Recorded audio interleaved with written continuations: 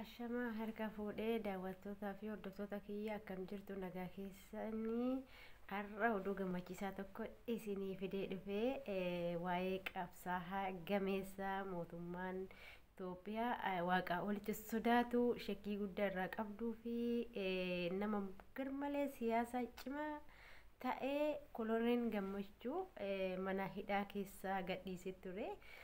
Duraanii mana hidhaa keessatti sababa tokko malee jechuudha. Sababa tokko malee waggaa hedduu fi mana hidhaa keessatti dararamaa ture. Amma gadhiifameera. Baay'een gammadee waan an dubbadhu wallaalee. Koloneel Gammachuu siyaasan cimaa waan ta'eef mana hidhaa keessatti dararaa ciccimaa waan hin taane keessa achitti dhukkubsatee mana hakimii dhoowwanii garuu haa ta'u durallee immoo cubbuu tokko malee rakkoo tokko malee hidhamee amma garuu bilisaan akka gadhiifame ji'oota 5 olii akka bahuu murteeffameefii ture. Poolisoonni Oromiyaa baasuu didanii ammaaf bahee maatii isaatii fi Oromoo hundumaa sabni bal'aan kan isa jaallatu obsaan isa eeggachaa ture. Baga gammadanii Koloneel Gammachuu baga nagaadhaan rabbiin si baasee warroonni immoo hojii cimaan hojjechaa ture. Baay'ee uummata Oromoo kanaaf jechuudha. Kanaaf waanuma dubbadhu wallaalee baay'ee tokko gammadee inni bahuu isaatii fi durallee baay'een eegaa ture. Hunduma keessanuu baga gammadan isiniin jecha yoo namoonni hedduun akkuma kiyya kana baay'ee cinqamtanii yooma nuu bahaa Koloneel Gammachuu yoom bahaa kan jettanii eegaa turtanidha. Yoo kanaaf mootummaan Itoophiyaa gaafa Abiyyi gizee gaafa aangoo qabatu baay'ee irratti yaada kennaa ture. Baay'ee tokko jechuudha. Sababa saniiti jedhanii waa tokko badii tokko hin qabne yaa namoota Oromummaati jedhanii hidhamaa ture. Ammallee immoo warroonni achi keessaa isa kana gabbaaftanii qabsoon isaa ammallee itti fufaa inni waan hidhame hundumaa uumaatti hin fakkaatu. Ammallee qabsoo isaa akkasumatti itti fufaa wanti duubatti isa deebisu hin jiru. Kanaaf sirii kan duraa caalaa itti jabaata jechuudha. Akkuma Hacaaluu waggaa meeqa akkasitti hidhamaa ture san ammallee inni kunillee akkuma sanii akkuma Jawaariin fa'aa akkuma Baqqalaan fa'aa hiikaman warroonni namoonni gurguddaan akkuma hiikamanii kanaaf innis hiikamee ture. Namoonni hafanis ammas rabbiin immoo kanaaf illee nuuf haa baasu isiniin jedha. Obsaan agasiif eega namoonni achi mana hidhaa keessatti illee yoo nuti raasaa teenyee nama hidhaa maal jenna malee hanga immoo mana hidhaa san keessatti hanga dararaan isaan irra gahaa turu isaantu beeka.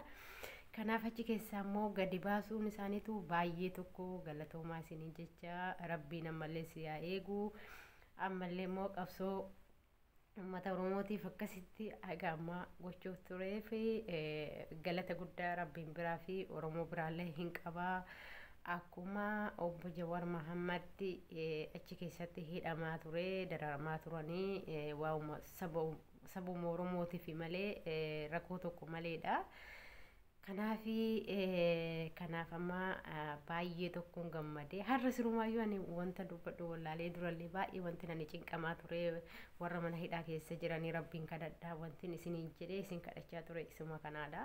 Kanaaf immoo ammas immoo isinillee kana hafillee ammallee hedduu jira beektoonni Oromoo qabsoon akkasumatti ciccimtoonni Oromoo ammallee achuma keessa mana hidhaa keessatti kan hafan jiru kan dararamaa jiran jiru. Kanaaf isaaniifillee rabbiin kadhadhaa rabbiin isaanillee achi keessaa nu haa baasu. Ammallee immoo qabsoon keenya akkanumatti itti fufaa qabsoon suutuma suutanii. Kanaaf waa'ee Jawaar immoo viidiyoo darbe irratti isin dubbadheen ture. Yoo beellamni isaanii guyyaa kamisaatti natti fakkaate yoo kamisni har'a natti fakkaata. Kanaaf sanumaaf ture malee warroonni namoonni baay'ee maaliif interview gochuu didanii maal warri inni jettanii suutanii miidiyichi illee immoo haarawaa waan ta'eef sababa saniiti malee ammasiif immoo interview ta'een ture garuu hamma isiniif gadhiifamaa agasiif immoo namoonni hedduun cinqa turte namoonni immoo diina isaa ta'e immoo cinqamaa turanii maal gadhiisa Jawaariin maal dubbata jedhanii gurra qisanii eegaa turanii nullee immoo Jawaariin keenya maal nu dubbataa yoom gannu dhiifama jennee baay'ee cinqamaa jirra. Kanaaf rabbiin bakka jirtanitti hunduma keessanuu isin bira haa ta'u. Warroonni immoo oromummaa jettanii mana hidhaa keessatti dararamtanii wanti hin taane isinirra gahaa turellee hunduma keessanuyyuu rabbiin jazaa keessan isiniif haa deebisu. Rabbiin immoo akka uummata oromootitti illee uummanni oromollee guddaa galata isiniif qaba. Rabbirraallee immoo galata guddaa argattu namaaf jettaniiti. Dhimma dhuunfaa keessaniitii fi miti kan dararamaa turtan dararaa hundi isinirra gahaa ture isiniin jecha. Kanaaf hinumaayyuu keessaayyuu warri mana hidhaa keessatti dararame kuni qabsoo itti cimaa itti fufa malee itti injabaata malee nama dubbatti hin deebisu. Nuti warri hidhamnee hin argine waan rufaa laallee waan sodaa nutti fakkaata malee warroonni hidhamee arge nama jabeessaa siriyyuu kan duraa caala nama cimsaa malee dubbatti nama hin deebisu jechuudha. Maaliif waan dhuunfaa ofii yookaan immoo waa balleessetii miti badii tokko malee uummata oromootiif jecha uummata oromootiif dubbii jecha kan hidhamanii dararamanii. Kanaaf isiniin jedha viidiyoon kiyyaa har'aa kana fakkaata. Wanti biraa immoo yoo jiraate yaadni biraa yoo jiraate gaafii keessanis immoo isinis immoo manni oromoo yoo qabaattan na gaafadhaa isiniin jedha. Malee har'aa sirriitti har'a sirumaayyuu ani waanin haasa'uu na harkaa badee ture. Waa'ee Koloneel Gammachuu hidhaa keessaa bahuusaa kaleessa argee jennaan bakka baay'ee tokko akka malee hin gammadee sirriitti bakka gammachuu kana jedhamu natti dhagahame.